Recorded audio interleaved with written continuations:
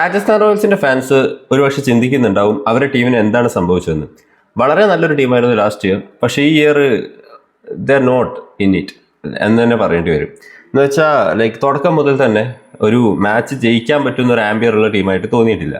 Majorly അവരുടെ bowling ആണ് ഏറ്റവും കൂടുതൽ സ്ട്രഗിൾ ചെയ്തിട്ടുള്ളത് ഈ സീസൺ. അത് തന്നെ ജഫ്രാച്ച് വേറെ ആർക്കും നല്ല രീതിയിൽ പെർഫോം ചെയ്യാൻ പറ്റിയിട്ടില്ല. What happened? ഇത് പ്രിവ്യൂവിൽ പറഞ്ഞ പോലെ തന്നെ, ടീം പ്രിവ്യൂവിൽ പറഞ്ഞത് പോലെ, അതായത് അവരുടെ ഓപ്ഷൻ, രാജസ്ഥാൻ റോയൽസിൻ്റെ ഓപ്ഷൻ ഇത്തവണത്തെ ഭയങ്കര മോശമായിരുന്നു. ആൻഡ് അത് അവരുടെ പെർഫോമൻസിൽ നല്ലപോലെ നിഴലിച്ചിട്ടുണ്ട്. So let's preview match number 42. It's Royal Challengers Bangalore versus Rajasthan Royals. മത്സരം നടക്കുന്നത് RCBയുടെ ഹോം ഗ്രൗണ്ടായ ചിന്നസ്വാമിയിലാണ്. And expected to be a batting ട്രാക്ക്, അതായത് 200+ ട്രാക്കാണ് എക്സ്പെക്ട് ചെയ്യുന്നത്. അഗെയിൻ RCB ഇതുവരെ ഒരു മാച്ച് അവരുടെ ഹോമിൽ ജയിച്ചിട്ടില്ല.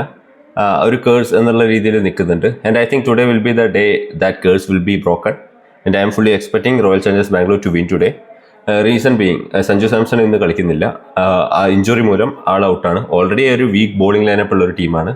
അതിന് പുറമെ അവരുടെ സ്റ്റാർ ബാറ്ററും കൂടി ഇല്ലാത്തൊരു സിറ്റുവേഷനിൽ I don't expect Rajasthan Royals to win today. Again it's against RCB.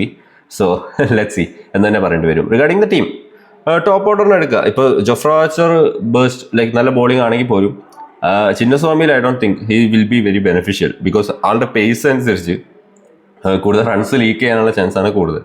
So അത് ബേസ് ചെയ്ത ടീം എടുക്കുക. അപ്പോൾ വേരിയേഷൻ ചെയ്യുന്നത്, അത് പേസ് വേരിയേഷൻ ചെയ്യാൻ പറ്റുന്ന ബോളേഴ്സിനെ സെലക്ട് ചെയ്യുക.